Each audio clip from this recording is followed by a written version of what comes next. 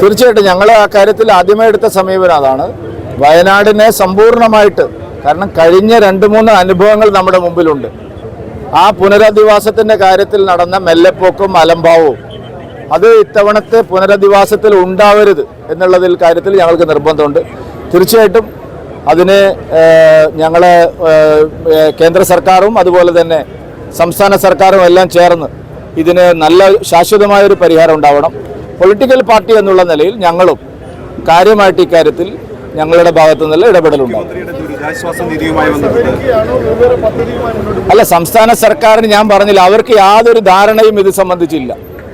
പുനരധിവാസത്തിന്റെ കാര്യത്തിൽ സമ്പൂർണ്ണമായിട്ട് അവർ ഇരുട്ടിൽ തപ്പുകയാണ്. താൽക്കാലികമായ ആളുകളെ എങ്ങോട്ട് മാറ്റുമോ എന്നുള്ളതിനെ കുറിച്ച് പോലും ഒരു ധാരണയിലെത്തിയിട്ടില്ല. പിന്നീടാണല്ലോ സ്ഥിരം പുനരധിവാസത്തെക്കുറിച്ച്. ഇത് തന്നെയാണ് കഴിഞ്ഞ തവണയും സംഭവിച്ചത്. അതുകൊണ്ട് ഈ ഉപസമിതി കാര്യക്ഷമമല്ല. മന്ത്രിസഭാ ഉപസമിതി അവർ ചെയ്യേണ്ട ജോലിയല്ല ചെയ്യുന്നത്. അവർ 4 പേരും രാവിലെ എഴുന്നേറ്റ് പിന്നെ ചൂരൽമലയിലേക്കും മുണ്ടക്കൈയിലേക്കും ഓടുകയാണ് ചെയ്യുന്നത്. അവർ ശരിക്കും ചെയ്യേണ്ടത് കലക്ടറേറ്റിൽ ഇരുന്നു കൊണ്ട് ഈ കാര്യങ്ങളെല്ലാം ഏകോപിപ്പിച്ച് ആവശ്യമായ സ്ഥലം കണ്ടെത്തി എത്രയും പെട്ടെന്ന്, കാരണം അവിടെ രോഗം മാറിയിട്ട് ഇപ്പോഴും ക്യാമ്പിൽ കഴിയുന്ന ആൾക്കാരുണ്ട്, അവരെ പുനരധിവസിപ്പിക്കാനുള്ള നടപടിയാണ് മന്ത്രിസഭാ ഉപസമിതി ചെയ്യേണ്ടത്.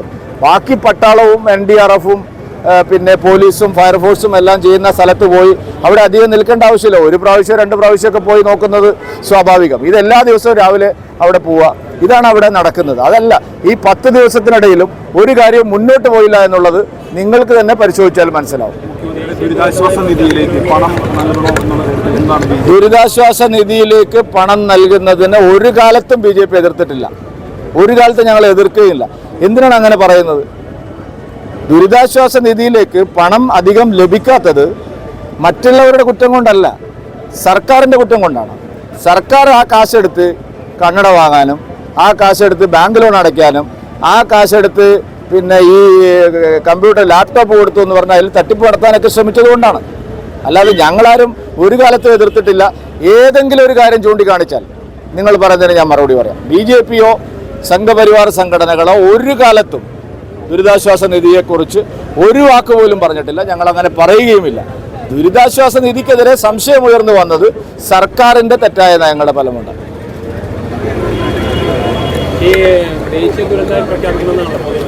ദേശീയ ദുരന്തമായി പ്രഖ്യാപിക്കാൻ കഴിയില്ല എന്ന് നമ്മുടെ മുല്ലപ്പള്ളി രാമേന്ദ്രൻ തന്നെയാണ് 2013 പാർലമെന്റിൽ വ്യക്തമാക്കിയത്. നിങ്ങൾ കോൺഗ്രസ്സുകാരോട് ഈ ചോദ്യം ചോദിക്കാതെ എന്നോട് ചോദിക്കരുത്. കാരണം ദേശീയ ദുരന്തമായിട്ട് നമ്മളിപ്പോൾ കോവിഡ് വന്നപ്പോൾ ദേശീയ ദുരന്തമായി പ്രഖ്യാപിച്ചിട്ടില്ല. ഗുജറാത്തിലെ ഭൂകമ്പം ഉണ്ടായപ്പോൾ ദേശീയ ദുരന്തമായി പ്രഖ്യാപിച്ചിട്ടില്ല. ഇവിടെ ആവശ്യം കാര്യങ്ങൾ ശരിയായ രീതിയിൽ നടപ്പാക്കുക എന്നുള്ളതാണ്. അത് മോദി സർക്കാരിന് കീഴിൽ എത്രയും പെട്ടെന്ന് ആ കാര്യങ്ങൾ നടക്കും. അതാണ് നമ്മൾ ഉത്തരാഖണ്ഡിൽ കണ്ടത്, അതാണ് നമ്മൾ ഇന്ത്യയുടെ വിവിധ ഭാഗങ്ങളിൽ കണ്ടത്, കേരളത്തിൽ തന്നെ ഇതിനു മുമ്പും കണ്ടത്. കേന്ദ്ര സഹായത്തിൻ്റെ കണക്ക് എത്രയുണ്ട് എന്ന് കൃത്യമായി പറയാൻ മുഖ്യമന്ത്രി തയ്യാറായാൽ അതിൻ്റെ മുഴുവൻ കണക്ക് ഞങ്ങൾ പറയാം. എല്ലാ കാര്യത്തിലും കേന്ദ്രം കൈയച്ച് സഹായിച്ചിട്ടുണ്ട്. ഇപ്പോഴും കേന്ദ്രത്തിൻ്റെ കാശ് സംസ്ഥാനത്തിൻ്റെ കയ്യിലുണ്ട്.